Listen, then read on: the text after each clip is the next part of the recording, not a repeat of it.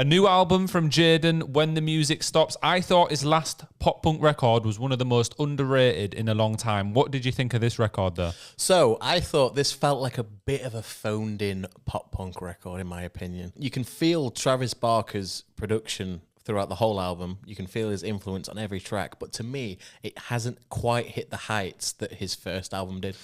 I kind of know what you mean. And Jxdn's won his works with Travis Barker, MGK. He's got songs with a couple of other artists as well. He's even signed to Travis Barker's record label. So he's clearly massively influenced by that. And there's even a Blink-182 reference in one of the songs. Yes. But I don't know. I still really liked it. I thought as an overall album, it was quite good. There was just a period in which there was like a 3 or 4 song span, which I didn't get down with as much. But do you want to jump into some of the tracks? I mean, we can do. I just wanted to say that overall, the drums on this project, I don't know how much Travis was involved in the drums, but on some of these tracks, they felt very fresh and very cool, and some stuff that not heard in a long time. It felt like they really brought out the best of the genre in some of these tracks. Okay. Not all of them. But there were a few tracks, so I went, all right, this is pretty good. I respect that. I thought one of my favourite things was Jxdn's last album, as we mentioned, was pretty much pure pop punk with a little bit of just pop in there. Whereas for this, there was a few songs, Sad October. Didn't like Sad October. You see, I thought Sad October felt like more of a indie song. It felt a bit like The Strokes, and I enjoyed that. There was a lot of tracks on this album. I've actually got a lot in here that said, why is this going indie? I don't know. It wasn't what I was expecting. Yeah, but that doesn't mean it's a bad song. Not necessarily, no. But Sad October made me feel like I was going to have a Sad October. Nah, I really liked that, you see. I thought it was really good. And then from Sad October goes into What the Hell. My opinion, that is just straight out of the MGK notebook. You reckon? To me, it felt very safe, very simple. The drums are cool, but overall, it feels, there's not really much going on. It's a bit of a nothing track, filler. That's what I mean. It feels like MGK-style pop punk. Like, it is, but is it really? Generic. Yeah, is there anything unique about it? Unfortunately not. I felt like there was a few songs like that on this album, and there was a few that really started to lean into pop. We'll get onto them in a minute. So from What the Hell, it then goes into It Must Suck to Know You, which I really like the vocals on. It was a very upbeat track, and I think it captures the essence of pop punk very well. And it kind of has, this is the kind of song that feels more like his first project, because there's a lot of songs that we just spoke about on this project which feel like they've gone more down the indie route, which me personally wasn't expecting, so in turn didn't really like that much. Yeah, I agree with this one. I think that this is super energetic, and it's what I wanted from the entire album, but not quite what I got. But I think the difference between me and you in this aspect is I still quite liked a lot of the other things we got in there. And then that went into Shit. What did you think of Shit? With an exclamation mark. It's just a pop song with pop punk lyrics. I think it's got an apt title, in my opinion. It's weird, though. So it was very repetitive, very overproduced. The vocals are a bit grating. Overall, boring, in my opinion. I was not a fan of that track. You see, I'm not a fan of it, but I think out of the album, that might be one that does well, because I think it appeals to the masses. It's just, it's got that angsty lyricism, but just with pop production. I just think the vocals are really, I don't know. Something about this track, the way that the vocals have been manipulated and made to sound, doesn't rub me the right way. Yeah, and then we start to go into some of the more acoustic type songs. How do you even say that? Baccarat, yeah. I wasn't really a fan of this. No, it felt like it was over before it began. That's how I would describe this track. It's unbelievably fillery, is how I would say, unfortunately. Like, what can we add in here to break stuff up a bit after, a little bit of energy and a little bit of pop? Maybe there's too many different directions. Maybe that's the problem. That's one of my main issues with the album that we'll get into, is just, as a whole, coherency is out the window with this album. However, You Need Someone I Just Happen to Be There, I think is quite a good example of Jxdn style pop punk done well. So this is going back to the pop punk feel again. This is the one that references Blink, and it's also very emo-y too. And I really like the chorus on this one. I think it's very cool, very fresh. I like this track. I do like that track a lot. This is what I wanted from the whole thing, though, because his first record was so unique, and it felt like actually modern pop punk, not just trying to rip off the older albums and artists. Felt like he was creating something new. And I do think there's glimpses of that in this. And I do think that it's captured a little bit, but just not throughout the whole thing, which is a bit of a shame. I think there's some artists like Kenny Hoopla who are doing it the right way, and Jxdn has kind of missed out on that on a lot of tracks on this. But like we're saying, some of these tracks feel like they were fresh and very making a new sound for pop punk, not trying to be repetitive of older stuff. But on that same ilk though, I think his first record was super Travis Barker influence. I think Travis drummed on the majority of the songs. Whereas I think this is Jxdn going, I've actually got a little bit more about me. It's not all just that. I can also try an acoustic track. I can try an indie track. But does it flow so well? Hard to say. How Far, which is what that song goes into, it felt like another filler track. Not really many notes on that. I did prefer that to the other acoustic. The Baccarat. I preferred How Far. It felt a little bit more personal. It's the same again, where it felt like it was over before it began. Not really much going on. Wet Dream, It's You, the weirdest track on the album, in my opinion. What did you think? It's my favourite song on the album. Really? I really liked it. So it's a weird track title for a start. Yeah, it is a weird track title. And when you actually listen to the words, it's, there's some strange things in there. The comments I've got is it feels too somber and heartfelt for a song calling someone his wet dream forever.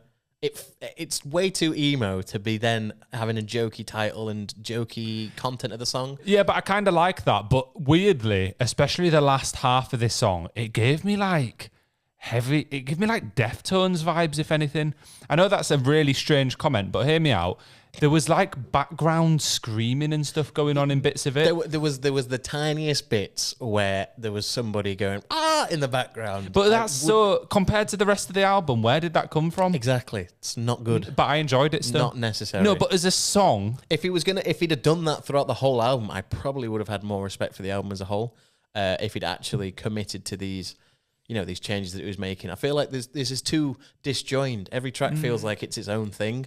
And as an album, top to bottom, it works quite well. But as tracks themselves, it feels like he's just kind of had an idea, then he's had another idea and another idea, and just said, yeah, those can go in this order here. I don't know. It's weird because I want to love it. Do you know, because I liked the first record so much. The first record was really good. But there is going to be 5 or 6 songs from this album that make it onto my playlist. And in a weird way, I suppose that's all you can really ask for. As a whole, it is just a bit bloated.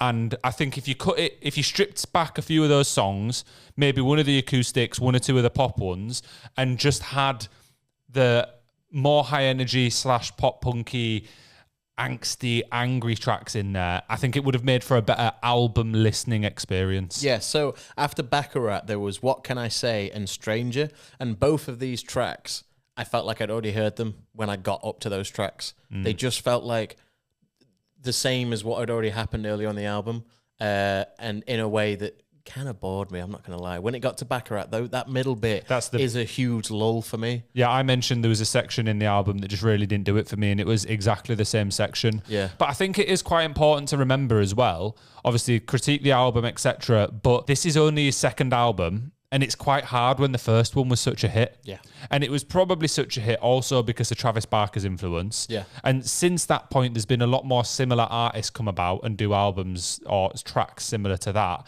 And also, he's only 23, which is pretty wild to be coming out with your second. That's why nobody likes him. Hey, we got it in there. So, Tell Me About Tomorrow, which was his first album, that had Angels and Demons on it, Better Off Dead, and So What, which I would put all of those tracks above any track off this new album. All 3 of those tracks I would rank much higher than any one track off this album. Unfortunately, it just doesn't reach the heights that the first album did. But I do feel from top to bottom, this new album is better track-wise. So in terms of listening to it as an album, I prefer the listening experience of the new album over his first album. Oh, I'm shocked by that one. Yeah. I kind of disagree with both comments in a weird way. Oh, okay. I really like Wet Dream. I think that's a really good song. Bad. Fair. It's a good song. I just wish that he'd chosen a more serious. He could have done a Stay Together for the Kids style track with that and made it actually about a serious No, but topic. that's what he's done, but in his own way. Saying you're my wet dream forever. I don't know. I feel like he should have. If he'd taken Brother, have you never had bit... someone be your wet dream forever? No.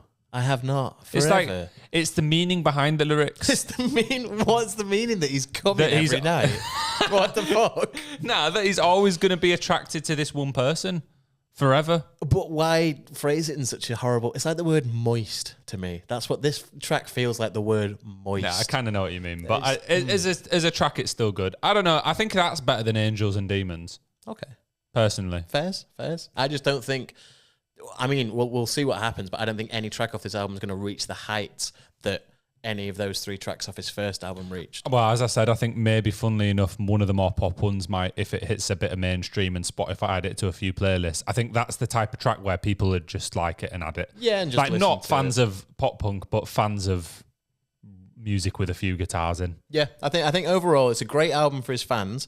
It's definitely very Jxdn, like it's unbelievably Jxdn. It's his style entirely, but it's not really a huge album in terms of musicality and what it offers to the broader pop punk audience. And don't get me wrong, he might not have been aiming for the pop punk audience, and he probably wasn't entirely. And he's probably trying different things because he wants to go down a different avenue. Maybe that's a poor assumption from us. Yeah, maybe so. But I think to go that far from your first album and how that felt, to me personally, I don't think not it a goes fan. that far though, because there's still 6, 7, 8 tracks that would have sounded perfect on that first album. Yeah, don't get me wrong. I like this album. It is a decent album, but I'm comparing it to his first project, which maybe I shouldn't be. Maybe I should be treating it as its own thing. But in comparison to what he's already released, I do think this was a bit of a downwards trajectory, unfortunately. Fair. What would you rate it out of 10? Out of 10, 6.5. I reckon. Yeah. I think Maybe pushing a 7, and it would be pushing a 7 if there was maybe 1 or 2 tracks removed from it. Because there's middle filler bit after Baccarat. There's like 2 or 3 songs around there. If they weren't in the album, 7. I think I'd go, this is a tough choice, this, you know. I think I'd rate it 6.5.